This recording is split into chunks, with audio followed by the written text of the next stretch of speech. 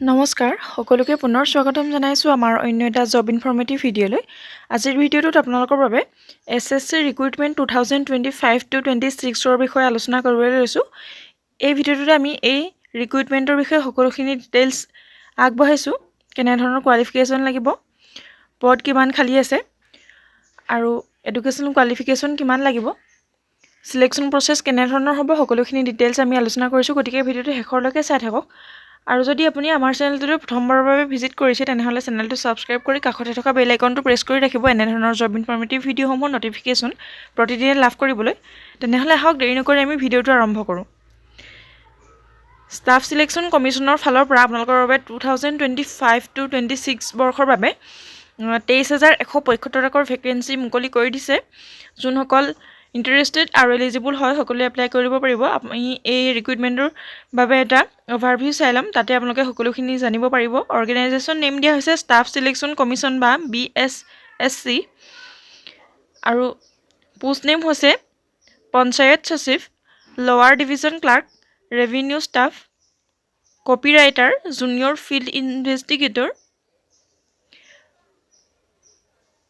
Live stock assistant and other post. আপোনালোকে এনে ধৰণৰ বিভিন্ন ধৰণৰ পদ ইয়াতে দেখিবলৈ পাব। টোটেল পোষ্ট মুকলি হৈছে 23,175টা পোষ্ট। আপোনালোকৰ বাবে 23,175 টাকৈ পদ আপোনালোকে ইয়াতে দেখিবলৈ পাব। বহুখিনি পদ মুকলি হৈছে অল ইণ্ডিয়াৰ বাবে আৰু এপ্লাই মোডটো অনলাইন, আপোনালোকে অনলাইন মাধ্যমেৰে এপ্লাই কৰিব লাগিব আৰু লাষ্ট ডেটটো ইয়াৰ বাবে 18 ডিচেম্বৰ 2025 দিয়া হৈছে। আপোনালোকে 18 ডিচেম্বৰলৈকে এই পদকেইটাৰ বাবে এপ্লাই কৰি থাকিব পাৰিব।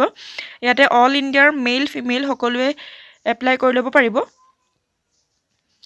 আৰু এই পদকেইটাৰ বাবে আপোনালোকৰ এজ লিমিট দিয়া হৈছে মিনিমাম এজ আপোনালোকৰ 18 ইয়াৰ্ছ আৰু মেক্সিমাম আপোনালোকে 40 ইয়াৰ্ছলৈকে এপ্লাই কৰিব পাৰিব। আৰু যিসকল SC ST OBC আৰু PWD আছে তেওঁলোকে ৰিলেক্সেশ্যন ইয়াতে লাভ কৰিব পাৰিব। OBCৰ বাবে 3 বছৰকৈ, SC STৰ বাবে 5 বছৰকৈ আৰু PWDৰ বাবে 10 বছৰকৈ আপোনালোকে ইয়াতে ৰিলেক্সেশ্যন লাভ কৰিব পাৰিব। আৰু ইয়াৰ বাবে আপোনালোকে এপ্লিকেশ্যন ফিজো দিব লাগিব। আপোনালোকৰ ইয়াতে এপ্লিকেশ্যন ফিজ থাকিব 100 টকা। আপোনালোকে 100 টকাকৈ অনলাইন পে'মেণ্ট কৰিব লাগিব।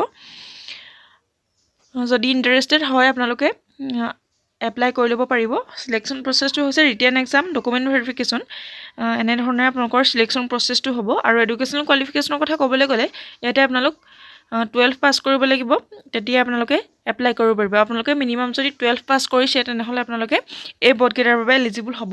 আৰু ইম্পৰ্টেণ্ট ডকুমেণ্টছৰ কথা কোৱা হৈছে passport size photograph, signature, Aadhaar card, education certificate, caste certificate, age proof, এনেধৰণে আপোনালোকে ডকুমেণ্টছ হ'লে এপ্লাই কৰিব পাৰিব। যোনসকল ইণ্টাৰেষ্টেড হয়, এলিজিবল হয়, যদি 12 পাছ কৰিছে তেনেহ'লে আপোনালোক এলিজিবল হ'ব। আৰু যদি আপোনালোকৰ এজটো মিলিছে আপোনালোকে তেতিয়াহ'লে এপ্লাই কৰি ল'ব পাৰিব।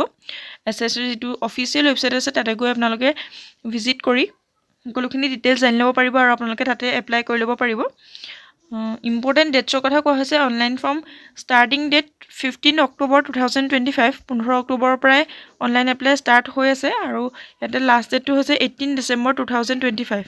লাষ্ট ডেট এক্সটেণ্ডেড কৰি দিয়া হৈছে 18 ডিচেম্বৰলৈকে আপোনালোকে ইয়াতে এপ্লাই কৰি থাকিব পাৰিব। যদি ভিডিঅ'টো ভাল লাগে এটা লাইক কৰিবলৈ নাপাহৰিব আৰু চেনেলটোলৈ প্ৰথমবাৰৰ বাবে অহাসকলে চেনেলটো ছাবস্ক্ৰাইব কৰি কাষতে থকা বেল আইকনটো প্ৰেছ কৰি ৰাখিব এনেধৰণৰ জব ইনফৰমেটিভ ভিডিঅ'সমূহৰ নটিফিকেশ্যন প্ৰতিদিনে লাভ কৰিবলৈ।